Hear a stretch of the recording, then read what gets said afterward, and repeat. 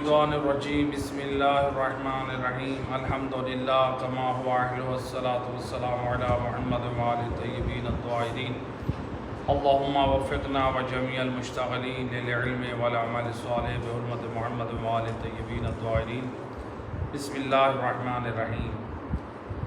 سلسلہ معرفت انبیاء علیہ السلام ہمارا یہ تاریخ انبیاء کا یہ سلسلہ شروع ہوا تھا، تو جس میں آج سلسلہ معرفت انبیاء کا پارٹ نمبر 15۔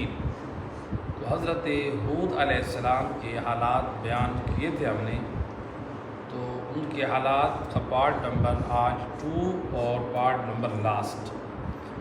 تو حضرت ہود علیہ السلام کے حالات جو ہے جو کچھ بیان ہو چکے، اور ہمارے پاس جو ائمہ اہل بیت علیہ السلام کی روایات سے جو حالات پہنچے، ان میں سے علی بن ابراہیم نے نقل کیا ہے کہ قوم عاد حضرت ہود کی قوم تھی، جن کی آبادی جو ہے وہ ایک ایسی بستی پر جو ہے وہ قائم تھی جو شقوق اور اخزر نامی مقام تک یہ بستی جو ہے آباد تھی۔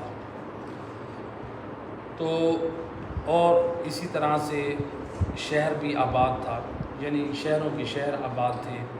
تو یہ عمان سے لے کر یمن تک جو ہے یہ سارا ان کی آبادی جو ہے یہ پھیلی ہوئی تھی۔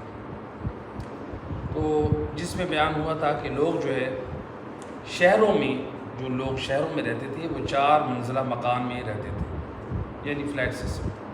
ان لوگوں کا ذریعہ آمدن کیا تھا؟ اس زمانے میں یہ زراعت کرتے تھے اور کھجوروں کے باغات تھے، تو یہ اس کے اوپر ان کا گزر بسر ہوتا تھا۔ تو یہ قوم جو ہے قوم عاد شروع میں یہ موحد تھی، توحید پرست تھی، خدا واحد کو مانتی تھی، عبادت گزار تھی۔ لیکن آہستہ آہستہ چونکہ جب نبی نہیں تھے ان کے درمیان، تو یہ آہستہ یہ گمراہی کی طرف بڑھتے گئے۔ اچھا، نیک اور صالح لوگ تو موجود تھے، آسمانی کتابیں بھی موجود تھیں، لیکن حالات کے ساتھ ساتھ برے لوگوں کے ساتھ ساتھ برائیوں میں جو ہے یہ برباد ہوتے گئے، اور اس طرح سے پھر یہ بت پرستی کی طرف مائل ہو گئی۔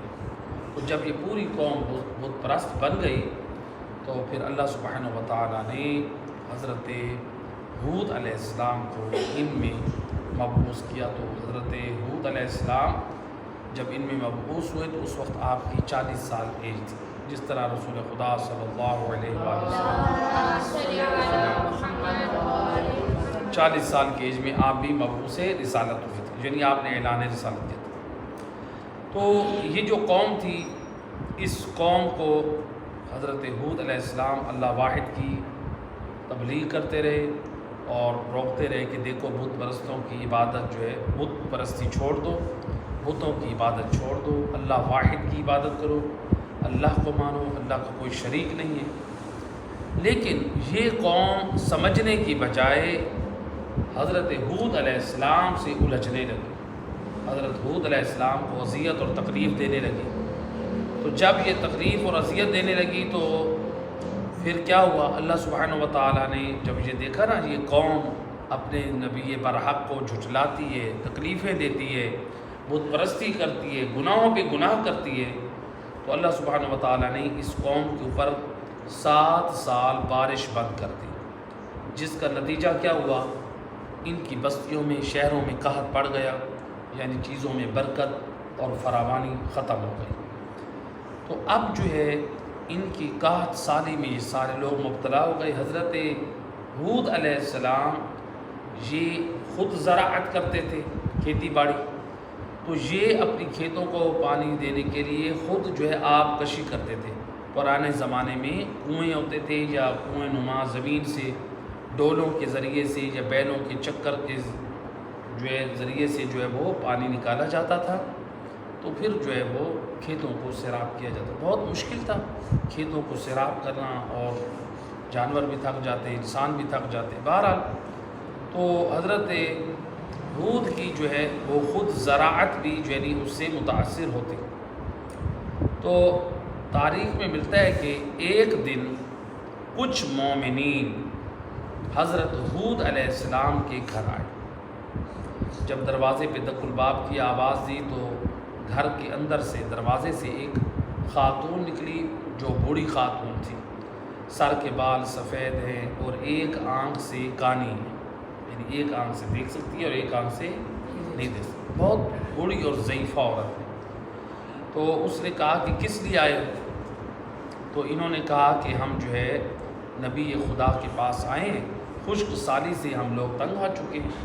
ہم یہ التجا کرتے ہیں، ہم آئے ہیں کہ نبی خدا سے کہتے ہیں کہ آپ ہمارے حق میں دعا کریں تاکہ پروردگار آپ کی دعا کے صدقے میں باران رحمت جو ہے کرے اور جو ہے یہ قحط سالی کا زمانہ جو ہے یہ ختم ہو جائے.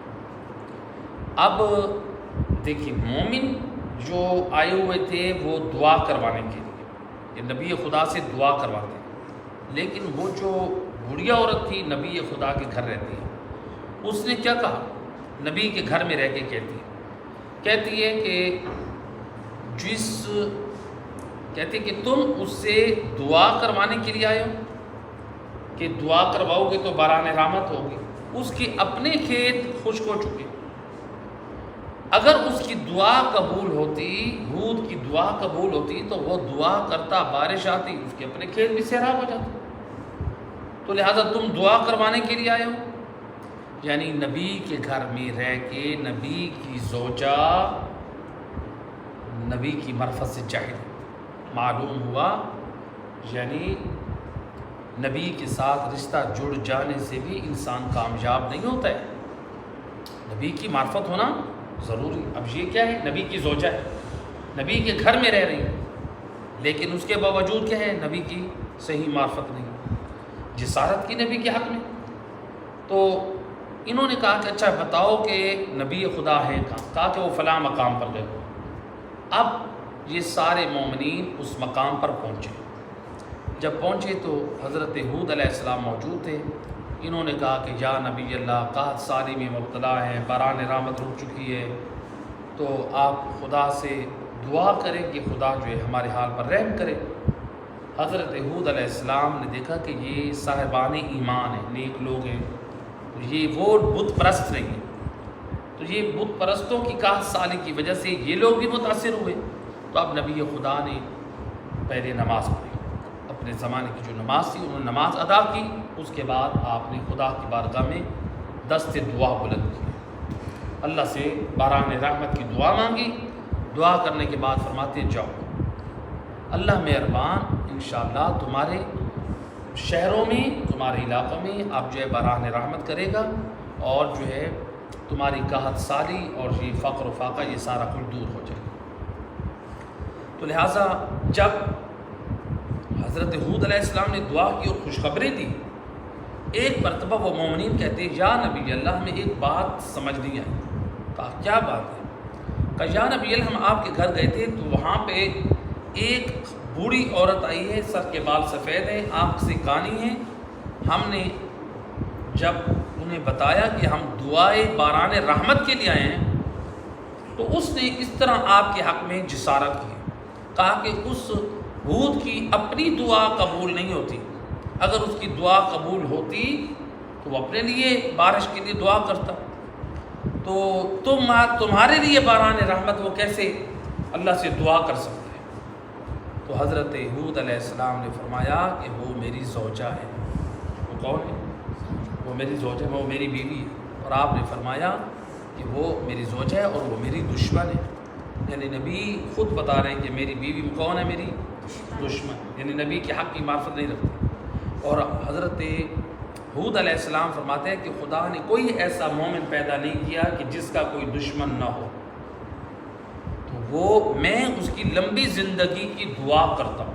نبی خدا کا میں کیا کرتا ہوں؟ اس کی لمبی زندگی، کیونکہ اللہ نے کوئی مومن ایسا پیدا نہیں کیا جس کے لیے کوئی دشمن نہ ہو. تو اور وہ یعنی کیا مطلب، کیا سمجھانا چاہ رہے ہیں؟ یعنی مومن کو جب کوئی دشمن اذیت دینے والا اذیت دیتا ہے اور وہ صبر کرتا ہے تو اللہ سبحانہ و تعالیٰ کیا کرتا ہے؟ مومن کو اس پہ اجر اور ثواب عطا کرتا ہے.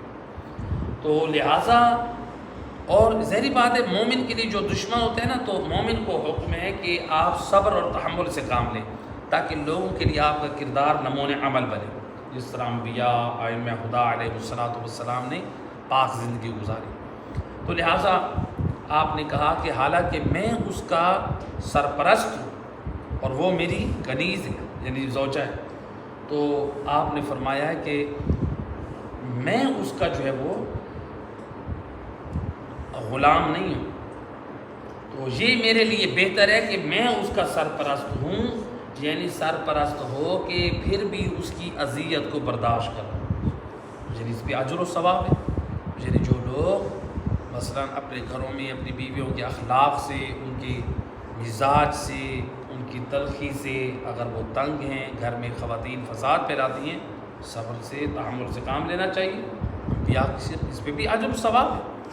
اور ظاہری بات ہے جو بیویاں جو ہے وہ بدخلقی اور شوہروں کے ساتھ بدتمیزی کرتی ہیں، ان کے لیے بھی جو ہے یہ فشار قبر کا موجب ہے۔ اور اسی طرح سے روایات میں کہ جو مرد اپنی بیویوں کو جو ہے وہ بدخلقی اور بد مزاجی سے ان کو تکلیف دیتے ہیں، ان کے لیے بھی وہ یہ فشار قبر کا موجب ہے۔ بد اخلاقی کے بارے میں ملتا ہے، علماء نقل کرتے ہیں بد اخلاق انسان کو فشار قبر ہوتا ہے، چاہے وہ مرد ہو یا چاہے عورت ہو۔ تو لہٰذا جو ہے یعنی یہاں پر جو ہے ہمیں یہ پیغام ملا کہ ہم بھی جو ہے وہ اپنی اصلاح کریں۔ صلوات پڑھتے ہیں محمد وعلى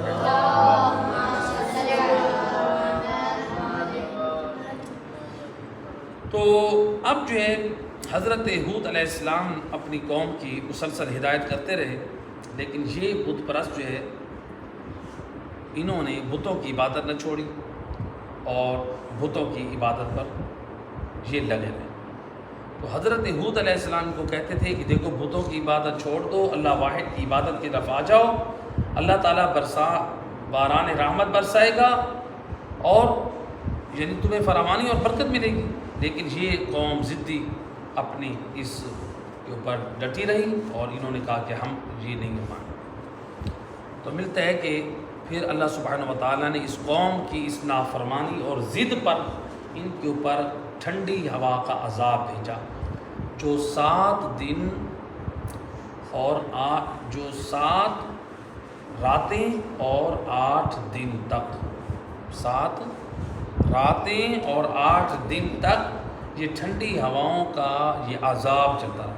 اتنی سرد ہوا تھی کہ اس ہوا میں یعنی تھر تھر کانپنا شروع ہوتے اور وہ تڑپ تڑپ کے مر جاتے، اور بڑی شدت کے ساتھ یہ ہوائیں چلتی تھیں، یعنی صرف یہ ٹھنڈی ہوا نہیں۔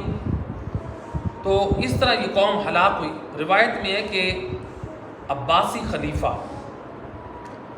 خلیفہ تھا بنی عباس، ان کا خلیفہ تھا معتصم، اس کے حکم سے ایک جو ہے کنواں کھودا گیا جس میں یہ بتایا گیا کہ 300 قد لمبائی کے برابر جو ہے کنواں جو ہے وہ کھودا جائے، 300 قد کے برابر جو ہے کنواں کھودا جائے۔ لیکن کنواں کھودا گیا 300 یعنی انسانی قد کے برابر کھودا گیا، مزدور لگ گئے، کنواں کھودا گیا لیکن پانی نہ نکلا۔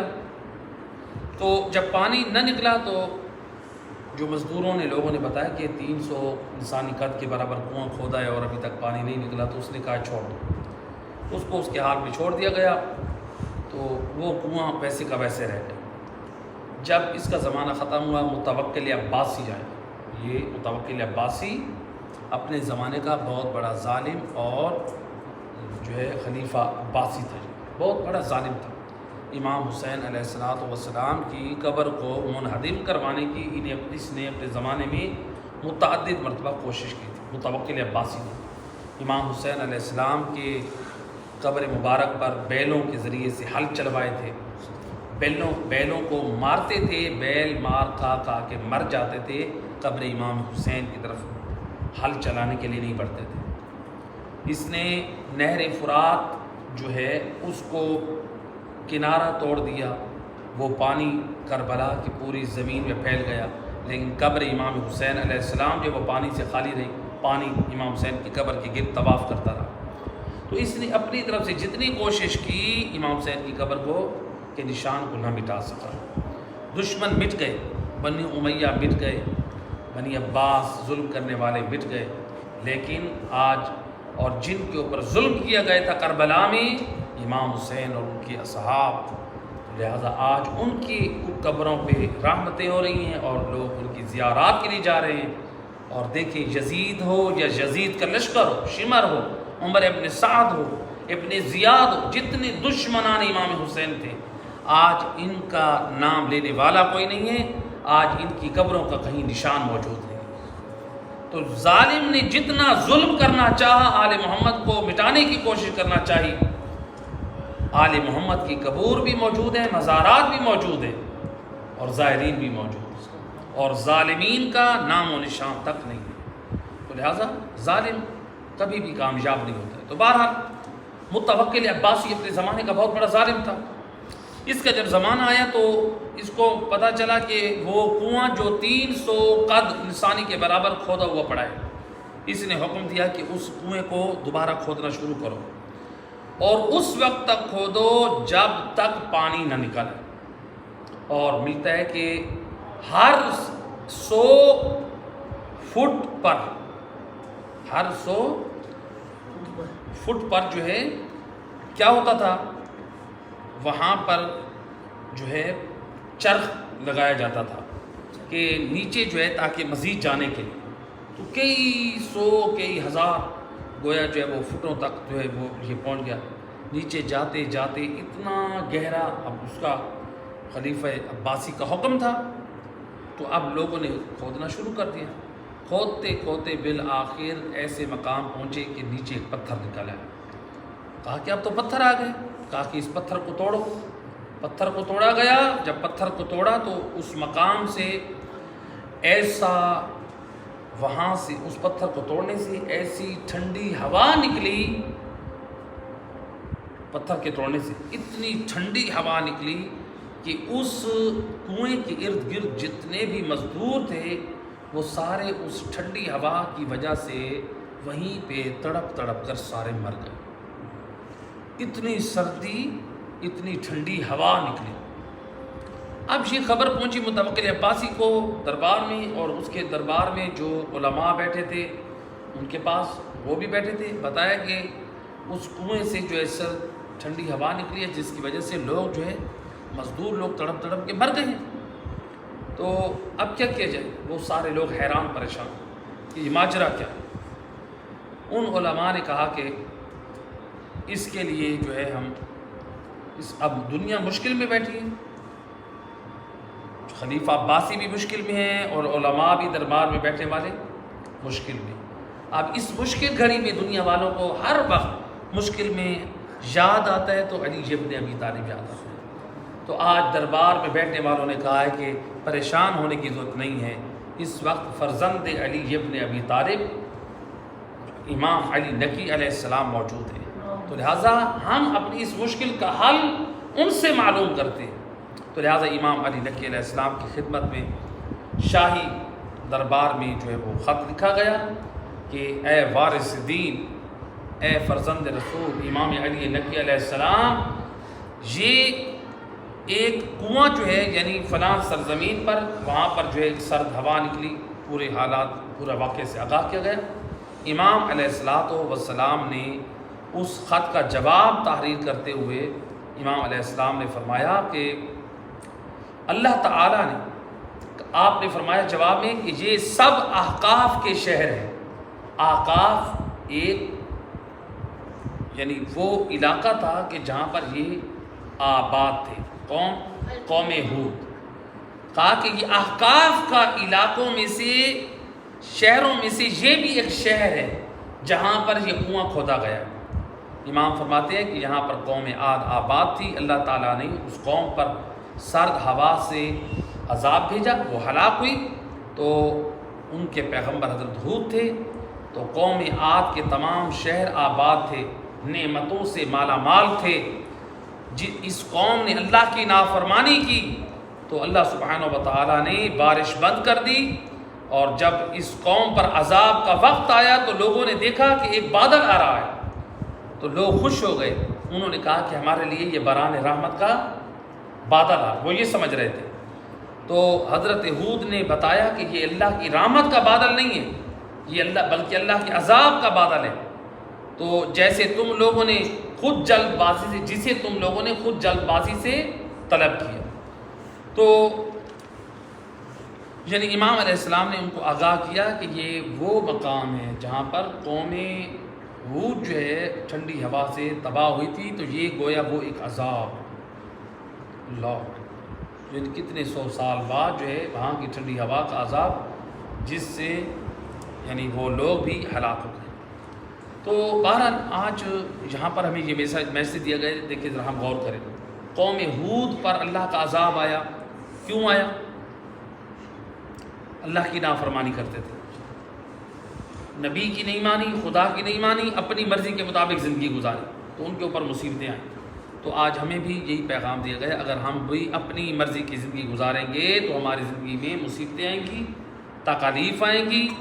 تو لہٰذا ہم اگر مصیبتوں کے آنے کو آزمائش سمجھیں، جی آزمائش نہیں ہے، ہم کرتے گناہ ہیں، اللہ کی نافرمانی کرتے ہیں، اور پھر ہمارے اوپر کوئی مصیبت آتی ہے، ہم کہتے ہیں یہ ہمارے اوپر آزمائش ہے۔ تو ہم یہ کیوں نہیں دیکھتے کہ ہمارے اپنے گناہوں کی سزا ہے؟ حق تو یہ بنتا ہے ہمارے اوپر جب کوئی مصیبت آئے تو ہم اپنا محاسبہ کریں، فکر کریں، کہیں ایسا تو نہیں ہے ہم نے خدا کی کوئی نافرمانی کی ہو، اس کی جو ہے وہ سزا کے طور پہ ہمارے اوپر یہ آیا ہو، یہ عذاب آیا ہو، یہ خدا کی ناراضگی کا موجب ہو۔ تو انسان کو غفلت سے بیدار ہونا چاہیے، انسان کو توبہ استغفار کرنا چاہیے، اپنی اصلاح کرنی چاہیے، نہ کہ انسان جو ہے وہ غفلت کے مارے یہ کہے کہ میری آزمائش ہے۔ تو اس طرح سے انسان شیطان کو خوش کر رہا ہے۔ تو بہرحال روایت امام جعفر صادق علیہ السلام، اللہم صل علی محمد، امام فرماتے ہیں من یموت بالذنوب اکثر ممن یموت بالاعجال، امام فرماتے ہیں گناہوں کی وجہ سے مرنے والے لوگ زیادہ ہیں بنسبت ان لوگوں کے جن کی موت لکھی گئی ہے۔ یعنی امام فرماتے ہیں طبیعی موت مرنے والے کم ہیں، اور گناہوں کی وجہ سے مرنے والے لوگ کتنے ہیں؟ امام فرماتے ہیں زیادہ۔ قطع رحمی سے انسان کی موت جلدی آتی ہے، نماز چھوڑ دینے سے زندگی میں برکت ختم ہو جاتی ہے، بڑے بڑے گناہ ہیں، زنا کرنے کی وجہ سے بھی انسان کی موت جلدی آتی ہے۔ بہرحال ائمہ اہل بیت کی روایات موجود ہیں جس کی وجہ سے انسان کو جلدی موت آتی ہے۔ اسی طرح روایت میں ہے امام علی علیہ السلام فرماتے ہیں والدین کو ناراض کرنے سے بھی انسان کو جلدی موت آتی ہے۔ تو بہرحال یعنی گناہ ہوتے ہیں انسان کے جس کی وجہ سے انسان کو جلدی موت آتی ہے۔ یا اسی طرح انسان مظلوم پہ ظلم کرتا ہے تو مظلومین کی بد دعا سے بھی انسان کو جلدی موت آتی ہے۔ تو انسان کوشش کرے کبھی بھی کسی کے اوپر کسی طرح کا ظلم نہ کرے۔ ہو سکتا ہے ہم تو ظلم کر کے اپنے آپ کو میدان کا فاتح سمجھیں، لیکن وہ رات کی تنہائیوں میں مصلی عبادت پہ بیٹھ کے اپنی رب کی بارگاہ میں اگر وہ انتقام کی دعا کر لیں، یاد رکھیں جب مظلوم کے ساتھ خدا مل جائے تو پھر ہمیں خدا کے قہر سے کوئی چیز نہیں بچا سکتی، چاہے پوری کائنات اکٹھی ہو جائے۔ تو لہٰذا مظلوموں کے حامی بنے، مظلوموں کے مددگار بنے، مظلومین کے حق میں دعا کریں۔ تو لہٰذا انسان جو ہے مظلوم لوگوں کے حق میں دعا بھی کرنی چاہیے۔ اور موجودہ دور میں فلسطین میں ہمارے مسلمان بھائی مظلوم ہیں، ہم کوشش کریں اپنی ہر نماز کے بعد دنیا جہاں پہ بھی مسلمان مظلوم ہیں ان کی نصرت کے لیے، ان کی حفاظت کے لیے، ان کی سلامتی کے لیے دعا کریں۔ خدا تمام جو فلسطین کے مظلوم ہیں ان کی مدد اور نصرت فرمائے۔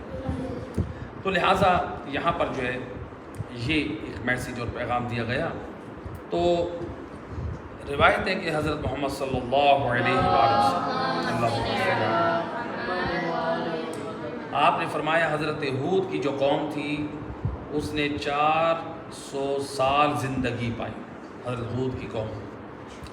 تو جب اس قوم پر قحط آئے تو انہوں نے ایک گروہ کو جو ہے قحط کا زمانہ ہے تو اس قوم نے ایک گروہ کو جو ہے وہ مکہ کی پہاڑیوں کی طرف بھیجا۔ تو بعض نے نقل کیا ہے کہ وہ 70 افراد تھے جو مکہ کی پہاڑیوں کی طرف گئے۔ یہ لوگ نہیں جانتے تھے کہ کعبہ کہاں ہے، جا کر وہاں پر بارش کی دعا کریں۔ بہرحال یہ مکہ کی سرزمین میں جب آئے تو انہوں نے دیکھا وہاں پر انہوں نے 3 بادل دیکھے۔ تو جب انہوں نے 3 بادل دیکھے ایک صلوات پڑھ دیں محمد تو انہوں نے 3 بادل دیکھے. پہلا بادل ان کو پسند نہ آیا, دوسرا بادل پسند نہ آیا, تیسرا بادل ان کو پسند آیا. ان کا یہ ہمارے لیے باران رحمت ہوگا. تو دیکھنے میں بڑا خوبصورت تھا. تو لہٰذا جب انہوں نے تیسرے بادل کو پسند کیا تو حالانکہ وہ بادل عذاب خدا کا بادل تھا, تو قوم عاد کی طرف یہ جو ہے عذاب خدا کا بادل تھا, انہوں نے اس کو پسند کیا اور وہ عذاب کا بادل اس قوم کی ہلاکت کا سبب بنا. انہوں نے اسی بادل کو اپنے لیے منتخب کیا, خدا سے دعا کی کہ یہی بادل ہمارے اندر آئے. تو لہٰذا کیا ہوا, یہ بادل ان کی تباہی اور بربادی کا موجب بنا. تو اب جو ہے جب سرد ہوا قوم عاد کی طرف پھیلی, اس بادل کے ذریعے سے ہوا پھیلی, تو اس قوم کا ایک بہت بڑا سردار تھا جس کا نام تھا خلجان. خلجان نامی ایک شخص تھا. وہ حضرت ہود علیہ السلام کے پاس آیا. اس نے کہا کہ اے ہود, یہ جو ہوا آ رہی ہے اس میں مجھے ایسی مخلوق نظر آ رہی ہے جو اونٹ کے جسم کے برابر ہے اور جن کے ہاتھوں میں گرز ہے, جسے انگلش میں گرا کہتے ہیں. ان کے ہاتھوں میں کیا ہے, اونٹ جتنی مخلوق نظر آ رہی ہے اور ان کے ہاتھوں میں گرز ہے. تو وہ ایسے لگ رہا ہے کہ جیسے وہ ہمارے سروں پہ مار رہے ہیں. تو ہمارے سروں پہ مارتے ہیں. تو حضرت ہود علیہ السلام نے فرمایا ہاں یہ اللہ کے فرشتے ہیں. تو یہ اللہ کے فرشتے. خلجان جو رئیس تھا قوم کا, اس نے کہا کہ ہم اگر آپ کے خدا پر ایمان لے آئیں تو کیا آپ کا خدا ہمیں ان فرشتوں پر مسلط کرے گا, ہمیں طاقت دے گا کہ ہم ان فرشتوں سے انتقام لیں؟ تو حضرت ہود علیہ السلام نے فرمایا کہ اللہ تعالیٰ اپنے نافرمان بندوں کو اپنے اطاعت گزاروں پہ جو ہے مسلط نہیں کرتا. تم اللہ کی نافرمان قوم ہو اور فرشتے اللہ کے فرما بردار ہیں, اطاعت گزار ہیں, تو اللہ تعالیٰ تم لوگوں کو کبھی بھی ان پر کامیابی نہیں دے گا. تو پھر جو ہے یعنی ایسا نہیں کر سکتا. تو جب جو ہے اب یہاں پر ہمیں کیا دیا, دیکھیے اس بات نے ہمیں کیا پیغام دیا. اس بات نے ہمیں یہ پیغام دیا کہ نیک لوگ ہمیشہ کامیاب رہتے ہیں اور جو نافرمان گناہگار اور بد کردار ہوتے ہیں وہ کبھی بھی کامیاب نہیں ہوتے. تو لہٰذا انسان اور کیوں نیک لوگ کیوں کامیاب ہوتے ہیں؟ نیک لوگ اس لیے کامیاب ہوتے ہیں, ان کا بھروسہ خدا کی ذات پر ہوتا ہے.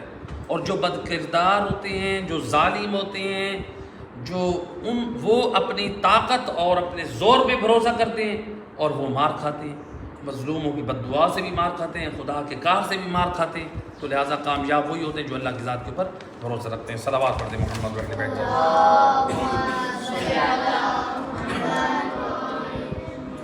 تو لہٰذا اب جو ہے خلجان نے کہا کہ اب یہاں پر جو ہے جب خلجان نے کہا کہ اچھا یہ بات ہے, تو خلجان نے پھر کہا کہ کیا جو لوگ ہمارے مر گئے ہیں, ٹھیک ہے ہم آپ پر ایمان لے آتے ہیں, اے ہود ہم آپ پر ایمان لے آتے ہیں, تو کیا آپ کا خدا ہمارے مرے ہوئوں کو زندہ کر دے گا؟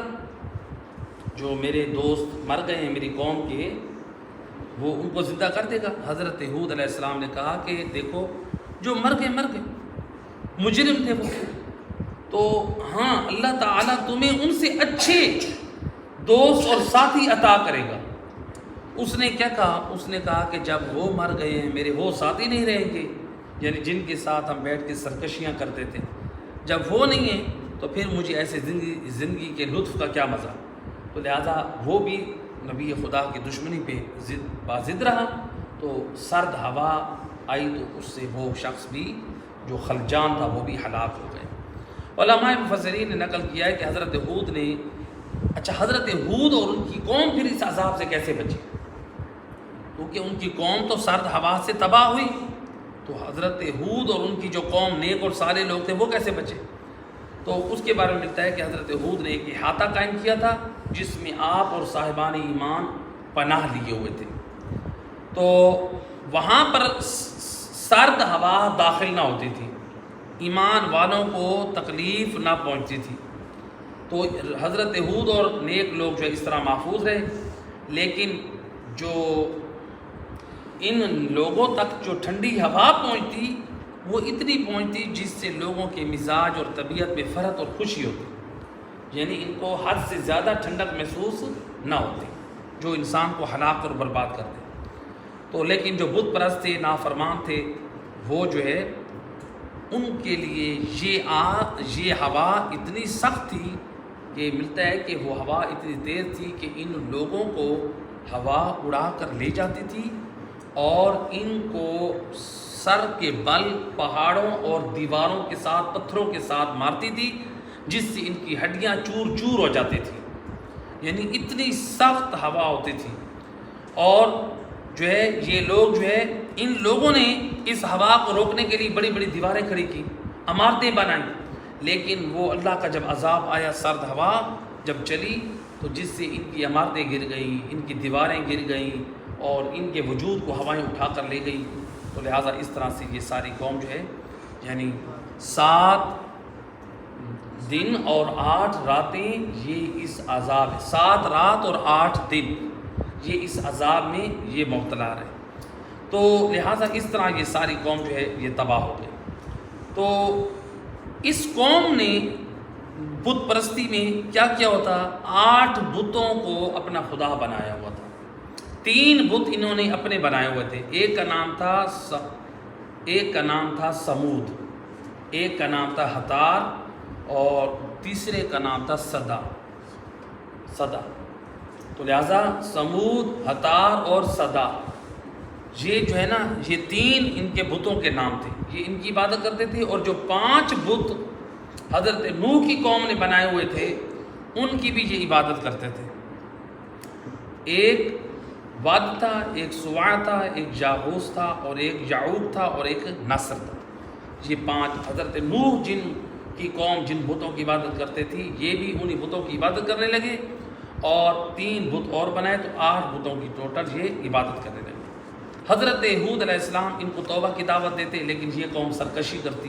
تو ہمیں یہ بھی پیغام دیا گیا کہ دیکھو جو قوم توبہ اور استغفار کا راستہ چھوڑ دیتی ہے، نافرمانی خدا کی طرف رہتی ہے، گمراہیوں اور بد کرداریوں کی طرف رہتی ہے، انبیاؤں کا راستہ چھوڑ دیتی ہے، کتاب خدا کا راستہ چھوڑ دیتی ہے، خدا کے دین کا راستہ چھوڑ دیتی ہے، تو ظاہری بات ہے وہ قوم تباہ اور برباد ہو جاتی ہے. جو قوم انبیاء کے ساتھ رہتی ہے، قرآن کتاب خدا کے ساتھ رہتی ہے، خدا کے دین پر رہتی ہے، وہی قوم جو وہ کامیاب ہوتی ہے. حضرت ہود علیہ السلام کے بارے میں ملتا ہے حضرت ہود علیہ السلام حضرت نوح کے بعد آئے تھے اور یہ اپنے زمانے کے مالدار بھی تھے اور حضرت آدم سے بہت زیادہ مشابہت رکھتے تھے. اور حضرت ہود اپنے زمانے کے بڑے حسین و جمیل اور خوبصورت تھے، بڑے خوبصورت تھے. لیکن یہ بھی ملتا ہے روایت میں کہ حضرت آدم علیہ السلام سے سب سے زیادہ شباہت جو پیغمبر رکھتے تھے وہ حضرت یوسف علیہ السلام تھے. حضرت یوسف حضرت آدم سے زیادہ شباہت بھی رکھتے تھے اور حسن میں زیادہ تھے. تو حضرت ہود بھی خوبصورت تھے اپنے زمانے کے، لیکن باقی انبیاء کی نسبت حضرت آدم سے زیادہ شباہت حضرت یوسف رکھتے تھے. تو لہٰذا اور علماء نے یہاں تک نقل کیا کہ جو عربک زبان میں جو انبیاء آئے تو بعض نے کہا ہے کہ پہلے نبی جو عربی زبان میں مبعوث ہوئے وہ حضرت ہود علیہ السلام. چونکہ یہ عمان مسقط جو ہے یہ عرب ہے آج بھی اور یمن بھی عرب ہے، کہا کہ یہ عرب یہ جو ہے عربی زبان تھی. تو یہ گندمی رنگ ہوتا تھا اور خوبصورت تھے. تو ان کی جو پیدائش ہے وہ احقاف ہے، احقاف کا علاقہ. احقاف کہتے ہیں کہ یعنی اگرچہ ہمارے پہلی روایت میں یعنی جو کنواں کھدوایا گیا تھا کسی مقام پر، بہرحال وہ بھی احقاف کا مقام تھا. تو بہرحال یہاں پہ جو ہے احقاف کہا گیا اور احقاف کے بارے میں کہتے ہیں کہ یہ یمن اور عمان کے درمیان والا جو علاقہ ہے اس کو احقاف کہتے ہیں. تو پرانے زمانے میں ہو سکتا ہے جغرافیائی اعتبار سے اس علاقے کی جو ہے وہ زیادہ وسعت ہو. تو بہرحال حضرت حود علیہ السلام جو ہے اس قوم کی ہلاکت کے بعد آپ حضر موت کی طرف ہجرت کر گئے. حضر موت یہ کہاں ہے؟ یمن میں. بعض نے کہا ہے کہ یہاں پر جو ہے یہ ہجرت کر گئے. اب حضرت حود علیہ السلام جب وہاں ہجرت کر گئے، وہاں پر زندگی بسر کی، تو پھر ان کی وہیں پر وفات ہوئی. تو اسی لیے حضرت حود علیہ السلام کی قبر کے بارے میں بہت زیادہ اختلاف ہے کہ ان کی جو ہے قبر کہاں ہے. تو بعض نے کہا ہے کہ ان کی قبر جو ہے وہاں حضرموت کے مشرقی حصہ شہر ترمیم میں ہے. بعض مورخین نے کہا ہے کہ حضرت حود کی قبر فلسطین میں. آج بھی حضرت حود کی قبر فلسطین میں موجود ہے، اور وہاں کے فلسطینی لوگ جو ہے وہاں پہ حضرت حود کی قبر پہ جو ہے وہ یعنی ان کا عرس یا ان کی یاد بھی مناتے ہیں. تو لہٰذا اور اسی طرح سے ملتا ہے کہ بعض نے نقل کیا کہ حضرت حود کی قبر جو ہے وہ حجر اسماعیل میں، یعنی خانہ کعبہ کے ساتھ وہ گول دیوار جہاں جو مزاب رحمت جو برنالہ جسے ہم بولتے ہیں، اس کے درمیان جو کعبے کے ساتھ ایک گول دیوار ہے، اس کے اندر حضرت حود کی قبر ہے. لیکن ایک روایت ہے امام علی علیہ السلام سے کہ جو علماء نے نقل کیا کہ حضرت حود کی قبر جو ہے ایک سرخ ٹیلے پہ ہے. وہ بھی کہاں پہ ہے؟